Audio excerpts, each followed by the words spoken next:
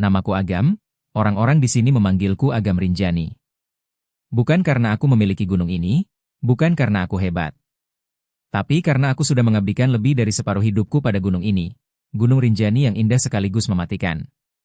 Aku sudah melihat begitu banyak hal di punggungnya, kegembiraan, keberhasilan, tangis kehilangan, bahkan tubuh-tubuh yang harus dibungkus kantong jenazah. Tapi kematian Juliana, itu bukan peristiwa biasa. Itu bukan hanya soal kecelakaan. Ada yang lebih tua dari batu, lebih sunyi dari jurang, dan lebih dingin dari embusan malam yang ikut mengambil nyawanya. Kadang, malam-malam di base camp, aku masih mendengar suara lembut dalam bahasa asing. Tak jelas ucapannya. Tapi aku tahu itu bukan mimpi. Karena suara itu selalu datang dari arah tebing tempat kami menemukannya. Dan selalu berhenti tepat saat aku membuka mata. Beberapa porter baru bilang, mereka merasa dia masih di sana. Tidak jahat. Tapi belum benar-benar pergi. Aku tidak menyalahkan Ali. Dia bukan pemandu sempurna, tapi aku percaya dia mencoba. Tapi Gunung Rinjani tidak peduli siapa yang bersalah. Ia hanya mengambil siapa yang ia mau. Dan kadang, kau tidak bisa menawar apapun di hadapan kabut yang menyesatkan. Mereka yang tak percaya akan bilang, ini hanya serangkaian kebetulan. Cuaca, kelalaian, kelelahan, jatuh. Tapi aku tahu. Gunung ini hidup. Dan ia menuntut kesunyian dibayar dengan nyawa. Buatku, Juliana bukan sekadar nama dalam berita. Ia adalah satu lagi suara yang hilang dalam senyap Rinjani. Dan kisahnya, seperti kabut, akan kembali, menari pelan di antara jalur-jalur yang sepi, menunggu satu langkah salah dari manusia yang terlalu percaya diri. Kalau kau mendaki Rinjani suatu hari nanti, dan kau merasa seperti diawasi dari balik kabut, jangan menoleh. Jangan diam terlalu lama. Jangan ikuti suara yang memanggil, bahkan jika terdengar seperti suara temanmu. Karena mungkin itu bukan suara dari dunia kita. Dan jika kau bertemu denganku di base camp, duduk sendiri sambil menatap langit sore, jangan heran kalau aku sedang bicara sendiri. Mungkin aku sedang bicara pada seseorang yang tak bisa kau lihat. Atau mungkin, aku sedang berbicara pada kabut itu sendiri. Karena hanya kabut yang tahu, siapa yang akan dibawa pergi berikutnya. Pagi itu, Sabtu, 21 Juni 2025, matahari naik pelan di balik punggung Rinjani. Udara masih mengandung embun tipis. Rumput basah menggesek mata kaki para pendaki yang bersiap. Di pos Sembalun, suasana seperti biasa, sibuk tapi santai. Beberapa porter menyusun barang, pemandu memberi pengarahan, dan beberapa pendaki sibuk berfoto dengan latar awan menggulung di kejauhan. Namun pagi itu, terasa berbeda bagiku. Entah mengapa, langkahku berat. Bukan karena kelelahan. Tapi seperti ada hawa yang menahan. Seperti udara yang biasanya ringan, kini terasa lebih padat. Lebih lambat.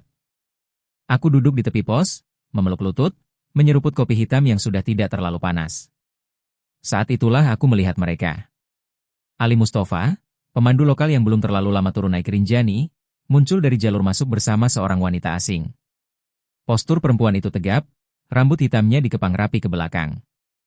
Dia mengenakan jaket ringan warna biru laut, celana lapangan krem, dan sepatu hiking yang masih tampak baru.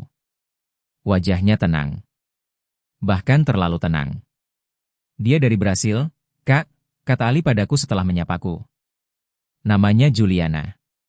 Bahasa Inggrisnya cepat banget, saya kadang cuma bisa senyum aja. Aku melirik Juliana sekilas. Tatapan matanya tajam, penuh rasa percaya diri.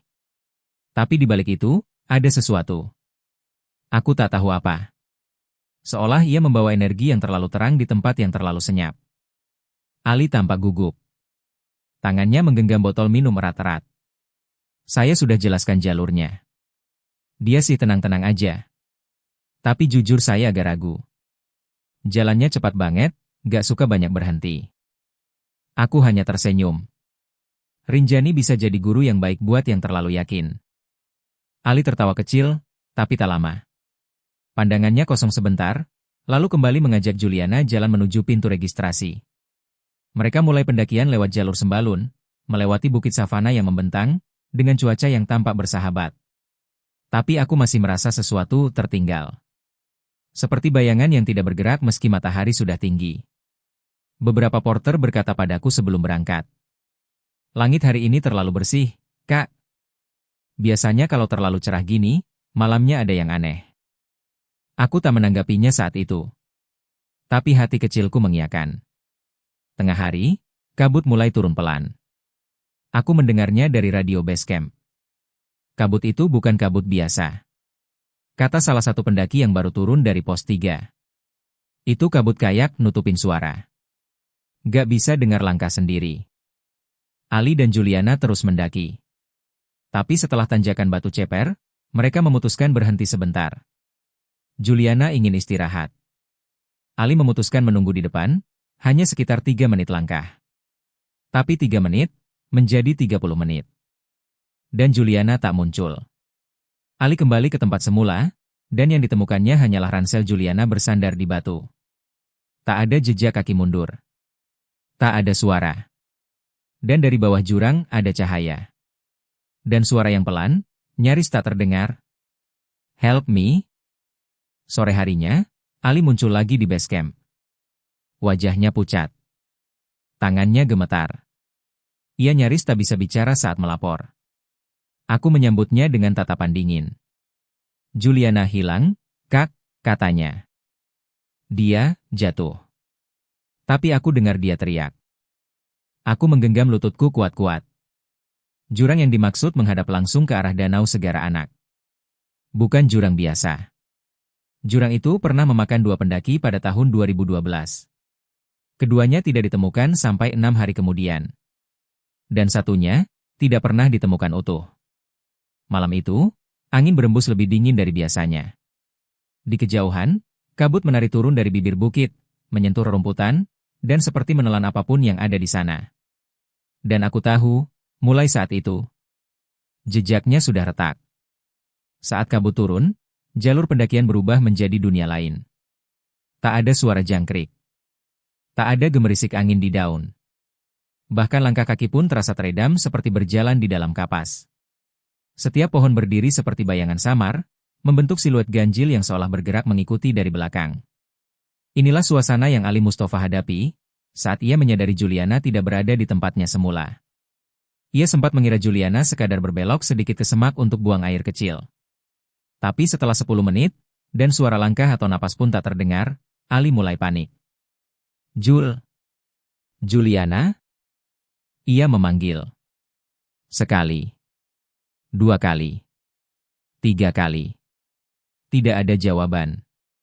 Hanya gema suaranya sendiri yang terdengar dipantulkan kabut yang menggumpal seperti tembok tak kasat mata.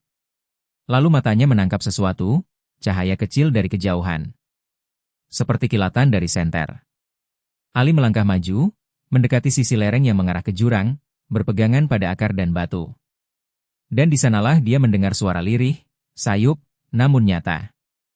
Help me. Suaranya lemah. Seperti datang dari lubang yang sangat dalam. Ali berjongkok, mencoba menerka arah suara, dan saat dia menyorotkan lampu ke bawah, jantungnya seperti berhenti. Di antara kabut dan batu-batu di bawah, samar, dia melihat sosok seorang wanita. Tubuhnya rebah tak beraturan, tangannya sedikit terangkat, dan lampu kecil menyala di dekat kakinya. Ya Tuhan! Juliana! Ali mundur. Panik mulai melanda. Dia tahu, dia tak bisa turun sendirian. Medan itu curam. Licin. Dan lebih dari itu, dia tidak bisa menjelaskan mengapa tubuhnya merinding hebat. Seperti ada sesuatu yang mengawasinya dari balik kabut. Bukan binatang. Bukan manusia. Ia berlari kembali ke jalur utama. Napasnya pendek.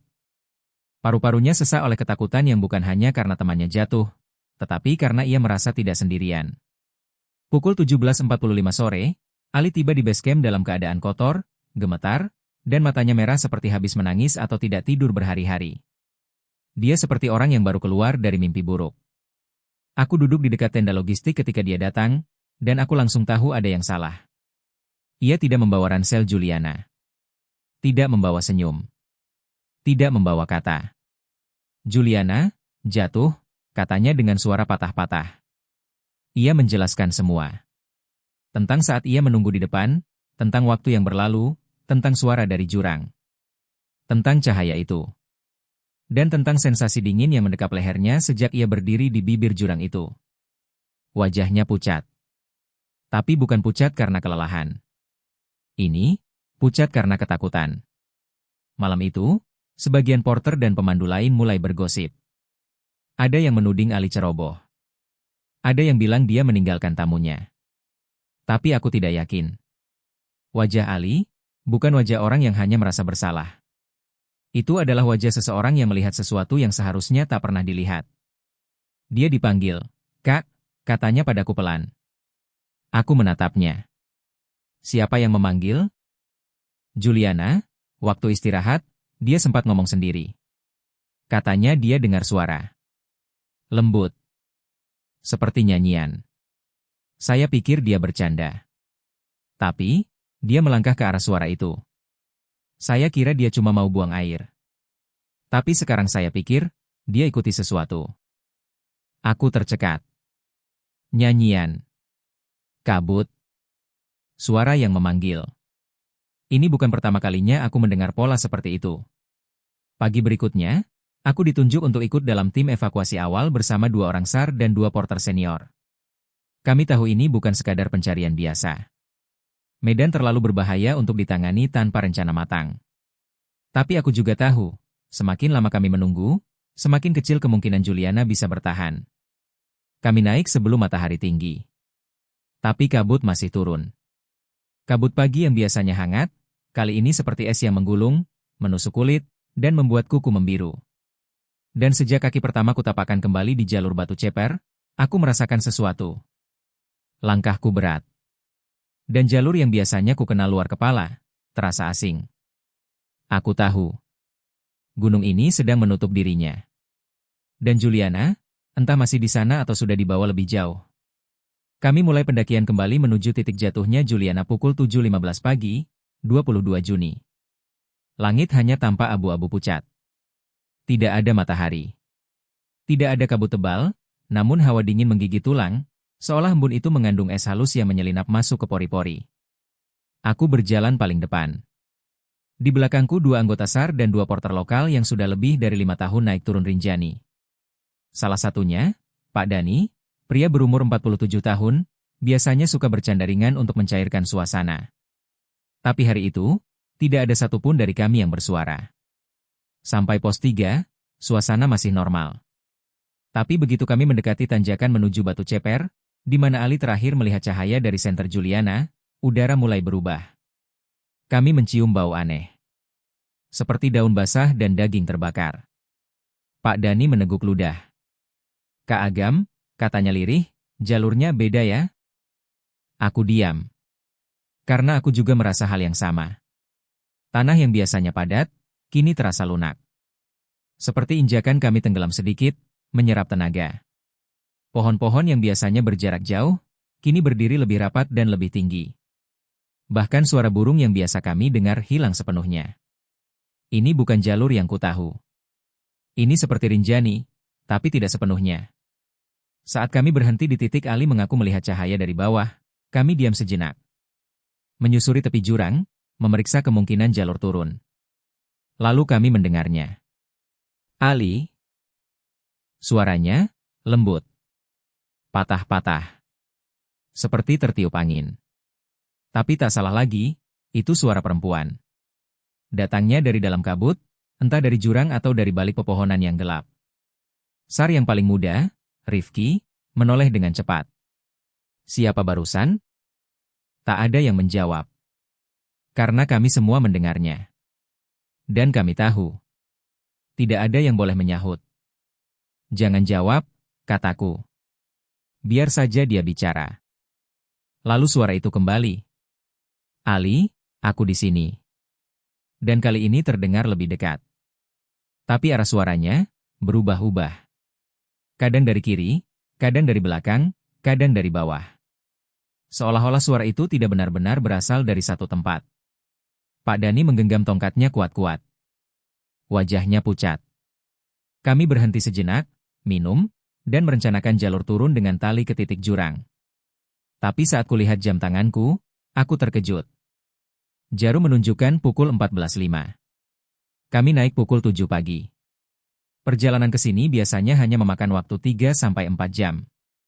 Tapi hari itu, entah mengapa terasa seperti 1 jam saja. Rifki, yang panik, melihat jam digitalnya sendiri. Kak, ini beneran udah jam 2 lewat? Kami saling memeriksa jam. Semua sama. Tapi tubuh kami tidak menunjukkan tanda kelelahan ekstrim. Seolah waktu melompat diam-diam tanpa kami sadari. Waktu bisa dilipat, gumam Pak Dani. Kalau kita sudah masuk ke wilayah yang bukan milik kita. Ketika salah satu porter menurunkan tali dan kami mulai menyoroti ke bawah, cahaya senter Juliana masih terlihat.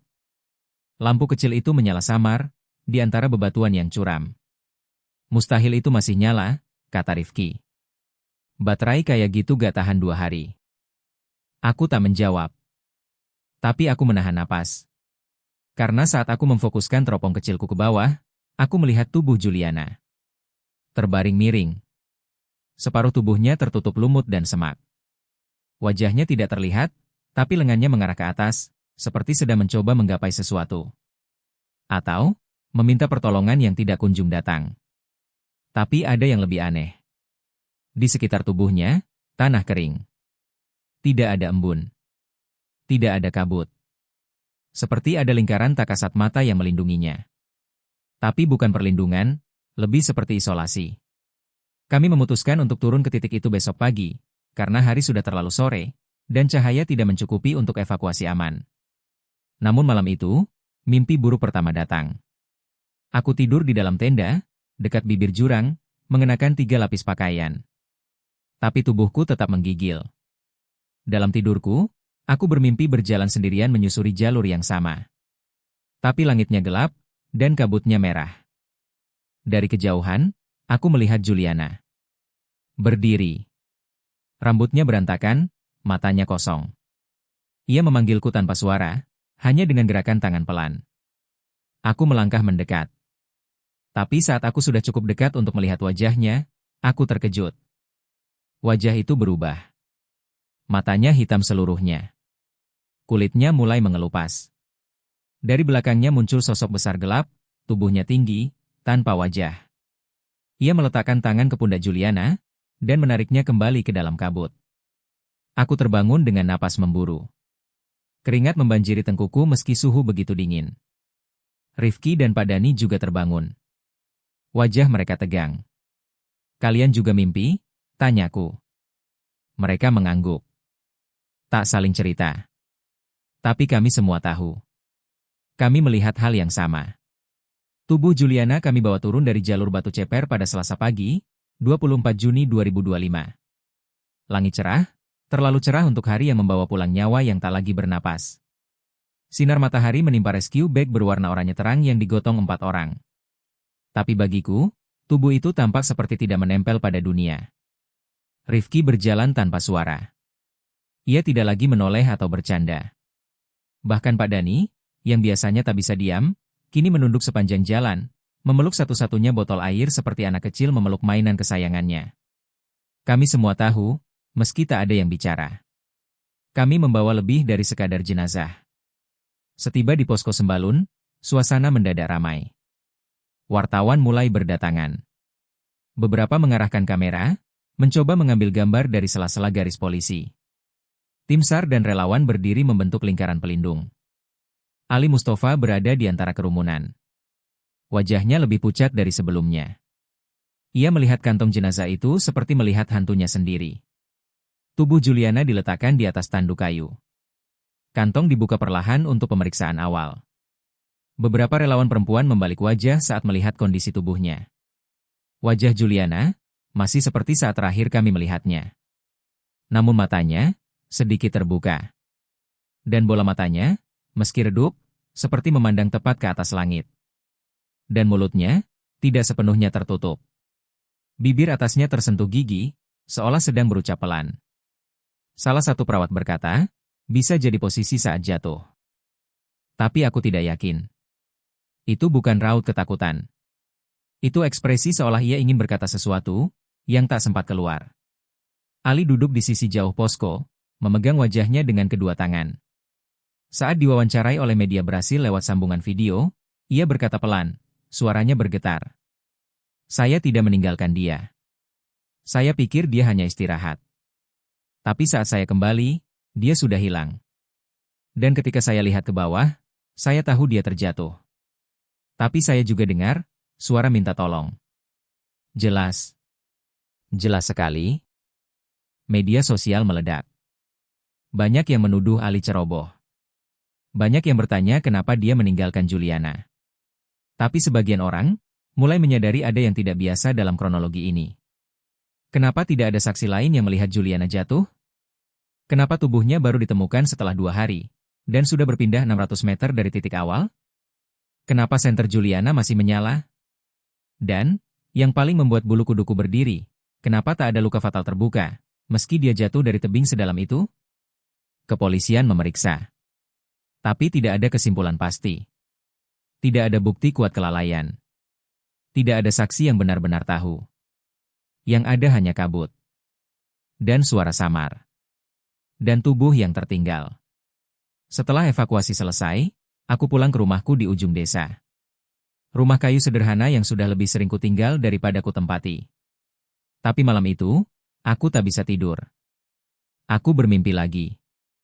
Kali ini aku berada di tengah jalur batu ceper, sendirian. Udara diam. Tapi dari kabut muncul bayangan Juliana. Rambutnya terurai menutupi sebagian wajah. Tapi kali ini ia tidak diam. Ia melangkah pelan ke arahku, lalu berhenti 2 meter di depanku. "Kenapa? Kalian lambat?" katanya pelan. "Kenapa aku harus sendirian di sana?" Aku hendak menjawab, tapi tak bisa membuka mulut. Suaraku hilang. Tanganku kaku. Dan di belakang Juliana, sosok tinggi hitam berdiri, tidak bergerak, tidak berkedip. Tapi jelas melihatku. Aku terbangun dengan tubuh berkeringat dan napas memburu. Dan di luar jendela, kabut menggantung, meski itu musim kemarau. Seminggu setelahnya, aku mulai mendengar suara di dalam rumah. Suara langkah pelan. Suara tawa samar. Suara lirih dalam bahasa asing yang tak ku mengerti. Kadang, senter dira penyimpanan menyala sendiri. Kadang, foto-foto di dinding miring, meski tak ada angin. Aku mencoba menyangkal. Mencoba menyibukkan diri. Tapi malam selalu kembali. Dan suara itu selalu datang dari arah pegunungan. Aku tidak yakin apakah itu gangguan spiritual, atau efek psikologis. Tapi aku tahu satu hal. Rinjani menyimpan lebih dari yang bisa dijelaskan oleh kata. Tak ada siapapun. Hanya rerumputan yang goyah pelan. Tapi jantungku berdebar. Karena bau itu kembali datang, bau rambut terbakar. Saat aku kembali masuk, cahaya senter itu mati untuk pertama kalinya. Malamnya aku tak bisa tidur. Pikiran melayang ke terlalu banyak pertanyaan. Kenapa senter itu bertahan begitu lama? Apa benar suara dari jurang adalah milik Juliana? Atau hanya tiruan?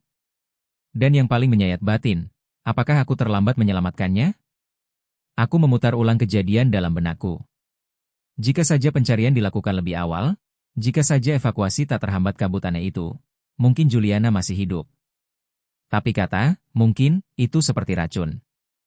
Menggerogoti pelan-pelan. Rifki sempat bilang, "Kak Agam, dia kayak nunggu kita, ya?" Aku mengangguk pelan. Dan kayak, belum mau pergi sampai kita datang? Aku menatapnya, dan untuk pertama kalinya, aku merasa benar-benar memahami beban yang tak bisa dilihat orang lain. Roh Juliana menunggu seseorang. Mungkin menunggu untuk didengar. Aku mulai berpikir, senter itu adalah pesan. Bukan alat penerangan biasa. Ia menyala bukan untuk menyinari, tapi untuk memanggil. Meminta agar seseorang datang. Agar seseorang mengerti. Agar ia tak sendirian dalam kegelapan terakhirnya. Aku mulai memahami arti dari tatapan kosong Juliana saat kami temukan tubuhnya. Itu bukan kematian biasa. Itu adalah sisa dari kesadaran yang belum sempat pulang. Dan aku merasa, aku punya tanggung jawab atas keterlambatan itu. Beberapa hari setelah itu, aku naik sendiri sampai ke pos 3. Hanya membawa 1 botol air, lampu cadangan, dan keberanian setengah matang. Aku ingin berdiri di titik terakhir Ali melihat cahaya itu. Mencoba merasakan apa yang ia rasakan. Dan yang mungkin Juliana rasakan. Saat sampai di sana, Angin tidak berhembus. Langit abu-abu diam. Dan dari kejauhan, samar sekali, aku melihat siluet wanita berdiri di bawah pohon. Ia tidak bergerak. Tapi rambutnya melambai seolah tertiup angin yang tak kuhirup. Aku tak mendekat. Aku hanya berdiri dan menunduk. Maaf, kataku. Kami lambat. Tapi kami datang. Dan siluet itu perlahan, memudar. Semenjak hari itu, senter Juliana tak pernah menyala lagi. Meski dicoba dengan baterai baru. Meski dibongkar dan dipasang ulang. Seperti misinya sudah selesai. Seperti cahaya itu tidak pernah berasal dari listrik. Tapi dari harapan terakhir seseorang untuk ditemukan. Aku pikir, setelah evakuasi selesai, setelah senter itu padam, semuanya akan berakhir. Tapi ternyata tidak. Yang berakhir hanya cerita kasat mata. Yang tertinggal adalah suara, kilasan, dan potongan-potongan bayangan yang menyelinap ke dalam mimpiku, setiap malam, seperti butiran kabut yang masuk dari celah sempit jendela dan bersarang di otakku. Mimpi itu tak sama setiap malam, tapi selalu berasal dari tempat yang sama, perut Rinjani. Mimpi pertama datang 3 hari setelah aku kembali dari jalur Batu Ceper. Dalam mimpi itu, aku berada di sebuah lorong sempit dari akar-akar pohon. Akar-akar itu bergerak perlahan, seolah bernapas. Langit di atas lorong berwarna merah pudar, seperti senja yang sudah mati. Di ujung lorong itu berdiri Juliana. Dia tidak berkata apa-apa. Tapi tubuhnya menggigil. Tangan kanannya terulur, seolah ingin menunjuk sesuatu di belakangku. Aku menoleh. Dan saat itu juga, seluruh suara dunia menghilang. Bahkan detak jantungku sendiri tak terdengar. Lalu dari arah belakangku, muncullah kabut. Tapi kabut itu meneteskan suara. Ya, suara seperti tetesan hujan, tapi bukan air. Seperti sesuatu yang berat, kenangan, mungkin, jatuh satu persatu ke tanah. Malam berikutnya aku bermimpi lagi. Kali ini aku melihat Juliana berdiri di sebuah tanjakan, menatap ke arah kabut. Rambutnya terurai, dan di balik tubuhnya, ada bayangan hitam tinggi tanpa wajah.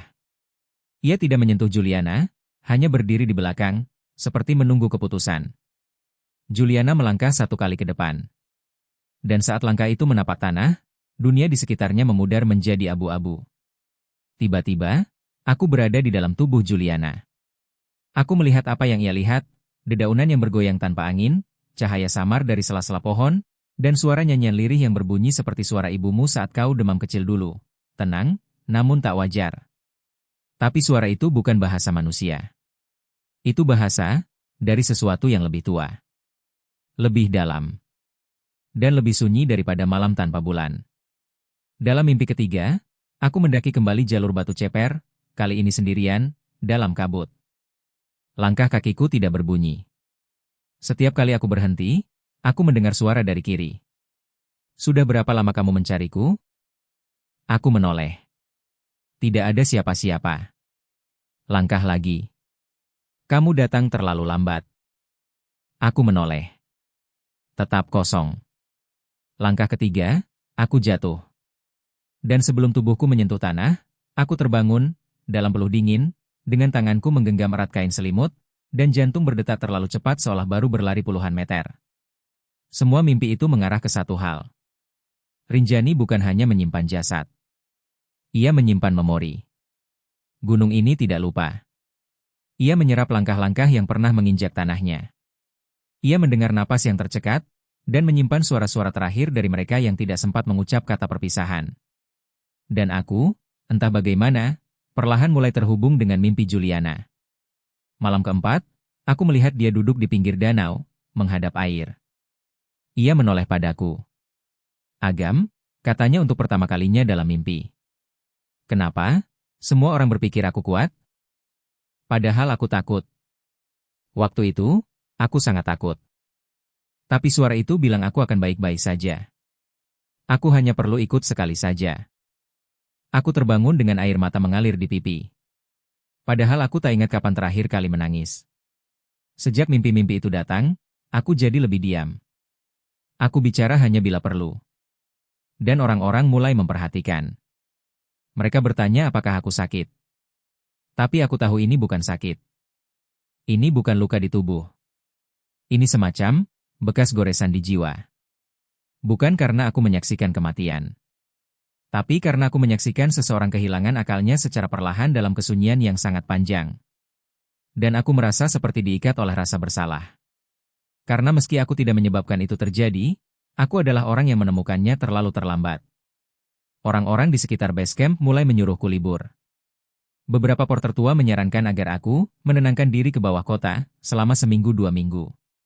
Katanya, aku terlihat semakin kurus, mata cekung, dan langkah berat seperti orang yang kehilangan arah hidup. Tapi aku tidak bisa pergi. Rinjani bukan hanya tempat kerja. Ia adalah rumah. Dan kini, juga jadi makam bagi kenangan yang belum selesai. Seminggu setelah mimpi-mimpi itu, aku ikut membantu sebuah kelompok kecil pendaki lokal. Jalur yang kami tempuh adalah jalur torean, lebih landai, lebih hijau, dan lebih jarang dilalui dibanding sembalun. Tujuanku sederhana, mengalihkan pikiran. Mencoba membuktikan bahwa aku masih kuat. Bahwa ini hanya trauma biasa. Tapi saat aku mulai menapakkan kaki di hutan jalur torean, suasana hening yang berbeda menyambut. Suara serangga, lenyap. Burung-burung, tidak ada. Hanya suara napas kami dan dedaunan basah yang bergesek pelan. Pendaki lain tidak merasakan apapun. Tapi aku tahu. Kabut itu sedang memperhatikan. Di hari kedua, saat kami mendaki menuju pintu angin, aku berjalan paling belakang. Angin menderu kuat dari arah puncak. Udara dingin menyelusup ke balik jaket. Tapi dari balik hembusan itu, aku melihat sesuatu. Seseorang berdiri di atas batu besar. Rambutnya panjang tergerai. Jaket biru. Celana krem. Sepatu mendaki yang tidak kotor meski tanah di sekitarnya becek. Juliana. Aku terdiam. Jantungku berdetak tak teratur. Tapi saat aku menoleh ke teman pendaki lain dan menunjuk, sosok itu sudah tidak ada. Lelah, Kak? Tanya porter yang di depan. Aku mengangguk pelan. Tapi bukan lelah fisik. Aku lelah dengan bayangan yang tidak pergi. Setelah sampai di Danau Segara Anak, aku duduk sendirian di tepi air. Permukaan danau tenang. Cermin alam yang jujur. Aku menatap refleksi wajahku. Dan di sampingku, dalam bayangan air, ada wajah lain. Juliana. Ia tersenyum. Tapi bukan senyum gembira. Itu senyum kosong. Senyum yang biasa ditunjukkan orang-orang saat menyerah pada kenyataan yang tak bisa diubah. Aku berbalik. Kosong. Tapi refleksi itu tetap di sana, walau hanya beberapa detik sebelum perlahan memudar. Malam hari, aku keluar dari tenda, berjalan sendirian menyusuri batu-batu pinggir danau. Aku tahu tempat ini. Dulu, saat kecil, aku sering diajak ayah ke sini. Tapi kali ini, aku merasa seperti tamu di tempat sendiri. Angin tiba-tiba berhenti. Kabut turun pelan. Bukan kabut tebal, tapi kabut tipis yang menggantung, seperti jaring laba-laba. Dan dari kejauhan, aku melihat jejak kaki. Jejak sepatu kecil, memutar, menuju tepi jurang. Lalu, hilang. Aku mencoba mengikuti. Tapi setiap kali aku mendekat, jejak itu memudar. Seolah Rinjani sendiri tak ingin aku menemukan asalnya. Atau, ia ingin memberitahuku bahwa beberapa jejak memang diciptakan untuk tidak kembali. Keesokan paginya, saat semua bersiap turun, aku berdiri sebentar di tepi danau. Sinar matahari pagi jatuh lembut di permukaan air. Danau itu tenang. Tapi jauh di dalamnya, aku yakin ada lebih dari sekadar batu dan air. Aku merasa seperti sedang diawasi. Tapi bukan diawasi dengan marah. Lebih seperti diperhatikan oleh seseorang yang ingin dipahami. Dan aku sadar, Juliana tidak menggangguku.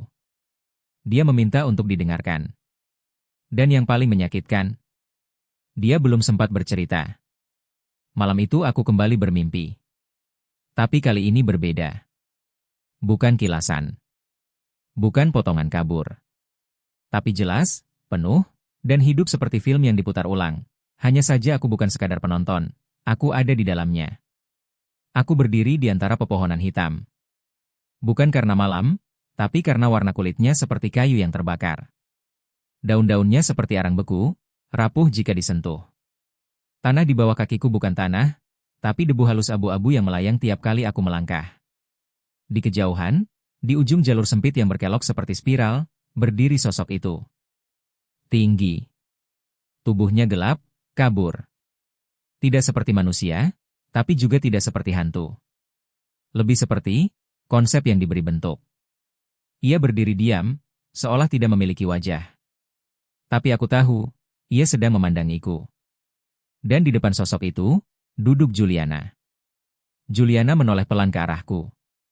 Rambutnya kusut, bajunya sobek sebagian. Tapi wajahnya, tenang. Jauh lebih tenang dari saat terakhir kulihat tubuhnya di dasar jurang. "Kenapa kamu kembali?" tanyanya. Suaranya pelan. Tapi tak seperti suara dari mulut. Lebih seperti suara yang langsung muncul di dalam kepala. Aku tak menjawab. "Kau sudah menjemputku, Agam." Tapi aku belum selesai bercerita. Ia menunduk, tangannya menggenggam lutut. "Waktu itu, aku dengar suara," katanya. Lembut. Hangat. Seperti suara ibuku saat kecil. Ia bilang aku tak perlu takut. Bahwa semuanya akan baik-baik saja, jika aku mengikuti jalannya. Ia menunjuk jalur sempit berbatu ke arah belakangnya. Tapi saat aku mulai berjalan, dunia jadi asing. Aku merasa, langkahku tidak menyentuh tanah. Aku seperti berjalan dalam mimpi yang tidak bisa kubangunkan. Dan ketika aku ingin kembali, semuanya sudah hilang. Ia menoleh ke belakang. Sosok besar itu tetap berdiri di sana, diam, sabar. Tapi kehadirannya berat, seperti seluruh udara di sekitar tersedot ke dalam tubuhnya. Dia tidak memaksaku, Agam. Tapi dia membuatku percaya bahwa aku bisa keluar, jika aku menyerah. Juliana menatapku dalam-dalam. Matanya berkaca-kaca. "Agam, yang aku sesali bukan karena aku tersesat. Aku menyesal karena aku percaya. Dan ketika aku jatuh, aku sadar, aku tidak bisa kembali sendiri." Aku melangkah maju. Tapi tanah di bawah kakiku hancur perlahan, seperti pasir hisap. Setiap langkah membuatku semakin tenggelam. "Apa kau ingin aku menolongmu?" tanyaku. Entah bagaimana, suaraku bisa terdengar kali ini. Juliana menggeleng. Sudah terlambat. Aku sudah berada di sisinya. Tapi yang belum selesai, adalah pesannya. Aku menoleh ke sosok tinggi itu. Ia tidak bergerak, tidak berbicara. Tapi dari tubuhnya, perlahan muncul sesuatu. Wajah-wajah manusia. Ratusan. Mungkin ribuan. Semua dengan mata kosong dan mulut separuh terbuka, seperti ingin berkata tapi tak bisa. Wajah-wajah itu menempel di permukaan tubuhnya. Beberapa aku kenali, wajah-wajah dari poster pendaki hilang, dari laporan pencarian lama yang tak pernah selesai. Dia tidak membunuh, kata Juliana. Dia mengundang. Dan mereka yang datang, akan tertinggal jika terlalu percaya. Aku terdiam. Dunia di sekitarku mulai bergetar. Daun-daun arang gugur dalam diam. Tanah melepaskan kabut tebal seperti napas terakhir. Juliana berdiri. Ia menatapku untuk terakhir kalinya. "Terima kasih, karena datang. Terima kasih, karena tidak membiarkanku sendirian sampai akhir." Dan saat itu juga, tubuhnya memudar. Seperti butiran debu putih yang dibawa angin. Lembut. Tenang. Tidak menakutkan. Tapi tragis. Sosok tinggi itu masih berdiri. Tapi kini, ia perlahan berpaling dan berjalan mundur ke balik kabut. Setiap langkahnya menciptakan gemuruh rendah seperti suara batu besar yang bergeser. Dan dunia pun gelap. Aku terbangun. Tubuhku basah oleh keringat. Nafasku pendek. Tapi aku merasa lebih ringan. Bukan karena mimpi itu menyenangkan. Tapi karena aku merasa bagian dari beban telah dibagi. Juliana sudah tidak muncul dalam mimpiku lagi setelah malam itu. Namun sosok tinggi itu kadang masih berdiri di bayangan mataku jika aku menatap kabut terlalu lama. Dan aku tahu, ia masih menanti. Ia tidak jahat. Ia tidak baik. Ia hanya menunggu. Menunggu siapa yang langkahnya akan meleset. Siapa yang kelelahan. Siapa yang terlalu percaya. Hari-hari berlalu. Musim berganti. Kabut tipis tak lagi menggantung di pintu base camp setiap pagi. Tapi sesuatu di dalam diriku tetap tinggal, menetap seperti kabut yang menyusup di balik kulit dan tak bisa diusir dengan cahaya pagi. Aku kembali naik turun Rinjani. Menuntun pendaki, mengawasi logistik, menyiapkan peralatan, mengikat tali. Semua tampak normal. Tapi tidak untukku. Karena suara itu masih ada. Malam-malam di atas gunung tidak pernah benar-benar sepi. Ada desir angin, suara kayu retak, kadang jerit kecil burung malam. Tapi setelah peristiwa Juliana, aku mulai bisa membedakan mana suara dari alam dan mana suara dari jiwa yang belum pulang. Beberapa kali, di tengah tidur, aku masih mendengar suara lirih dari balik tenda. Ali, aku di sini. Atau, maafkan aku tak bisa kembali. Dan setiap kali aku bangun, suasana sepi. Tapi jantungku selalu berdetak terlalu cepat untuk disebut mimpi. Bukan semua orang bisa mendengarnya. Tapi aku bisa, karena aku sudah pernah membawanya kembali. Aku pernah mencoba menulis semua ini ke dalam buku log pribadi. Tapi setiap kali ku ketik, kata-katanya terasa terlalu berat. Terlalu emosional. Dan kadang, tulisan tanganku membelok ke bahasa yang bukan milikku. Simbol-simbol aneh, patahan kalimat seperti bisikan. Akhirnya aku berhenti menulis. Aku mulai berbicara. Pada diri sendiri. Kadang di pos pantau, kadang saat duduk di tepi danau. Dan mungkin itu sebabnya, beberapa porter muda mulai menyebutku gila. Tapi aku tidak marah. Karena aku tahu. Gila itu jika kau menyangkal apa yang benar-benar kau lihat dan rasakan. Sejak malam pertemuan itu dalam mimpiku, aku tidak pernah lagi menganggap diriku hanya relawan. Kini aku merasa seperti penjaga antara dua dunia. Dunia yang dipijak oleh para pendaki, dan dunia sunyi yang menyimpan mereka yang tak sempat kembali. Setiap kali ada pendaki asing datang dengan langkah gegas dan mata penuh ambisi, aku akan berhenti sejenak. Apa kamu siap? Tanyaku. Bukan pada fisiknya, tapi pada jiwanya. Karena di jalur yang panjang itu, kadang yang diuji bukan hanya otot, tapi juga akal, niat, dan kesadaran. Jika suatu hari kamu datang ke Rinjani dan melewati jalur batu ceper, dan kamu merasa kakimu ringan seolah sedang dipanggil untuk melangkah keluar jalur. Jika kamu merasa melihat cahaya samar dari balik semak, seperti senter kecil yang terus menyala meski tak ada tangan yang menggenggamnya. Jika kamu mendengar suara seseorang memanggil namamu, suara yang kau rasa kau kenal, meski tidak tahu dari mana. Jangan ikuti. Berhenti. Tarik napas. Duduk. Dan ingatlah, tidak semua suara dari gunung harus dijawab. Beberapa hanya ingin kau dengar. Agar mereka tahu, mereka tidak dilupakan.